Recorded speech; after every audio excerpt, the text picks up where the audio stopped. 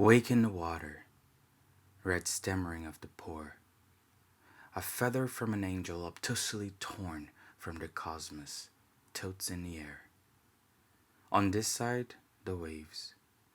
My feet cultivate a sudden presence of little shells. Mud and sand are present in its ominous monotony of color.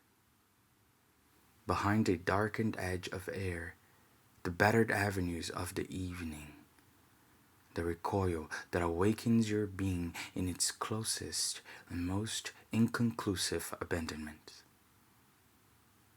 I am here too.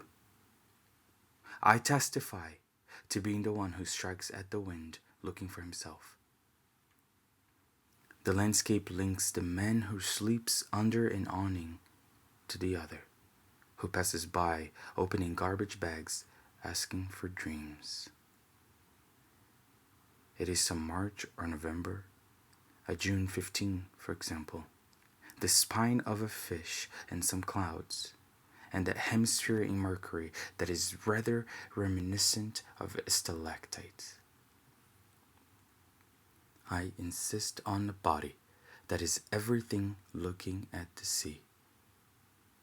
That which I am has for itself barely a gob of stinking words of tar. Noxious. Stuck in the idea. And what next?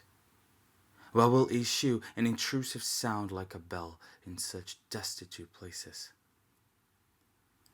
The rain continues, and in the distance, I think I see a sailboat.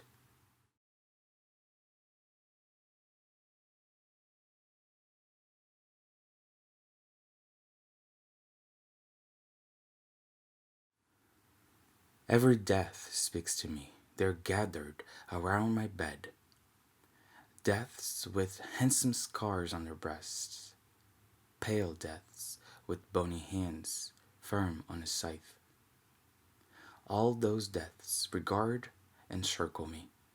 They seem to laugh or cry, or to be lamenting the waste of time spent before the spectacle of the would-be suicide. These deaths come and go and stare at the empty vials of pills, the whiskey bottle, the farewell letter. Cleanliness, order, total respect towards the stiff garbage that is the body already laid out on a plastic sheet, safe from dust and humidity. Those very deaths, disappointed in me, shake their heads to convey their response. Negative, weary, disgusted by the sweaty human crock that cannot even accomplish, with minimal decency, the sacred ritual of dying.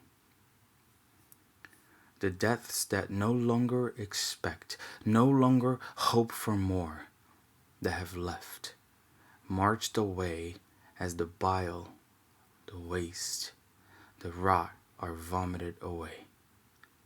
Whisper among themselves, tell each other things, pass through the door and have barely left when a guardian, a huge shadowy dog, a vast collection of fleas that regards me with total disinterest, disbelief, a yawn, as he nips at his hide, his crutch, the mange that afflicts everything in the room, and time.